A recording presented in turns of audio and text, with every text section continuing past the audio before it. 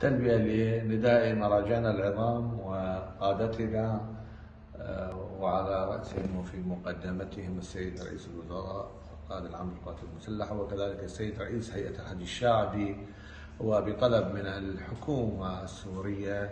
الآن احنا في طريقنا إلى دمشق، أو بالأحرى إلى سوريا وإلى المناطق اللي تعرضت للزلزال. إن شاء الله نلحق على الناس ونحاول ننقذ ما نستطيع ونقدم ما نستطيع من عون ومساعدة. جهزنا نفسنا بعشرات الآليات والمعدات الهندسية، وكذلك مئات الأفراد والتجهيزات الانفرادية، وكذلك ما يحتاجه الناجين من هذا الحادث المؤلم. بالتأكيد راح تتبعنا قوافل أخرى وإمكانات تجهز تباعا. مواكب الدعم اللوجستي جمعناهم كلهم اللي كانوا يدعمون الجبهات،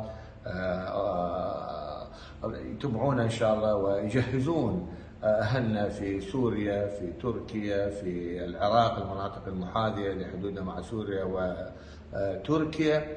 إن شاء الله ما نستطيع نقدم لهؤلاء من عون ومساعدة طبية ولوجستية وهندسية ونقل واتصالات. كل وحدات الحج الشعبي حقيقة راح تكون ترافقنا في هذا العمل الإنساني البحت.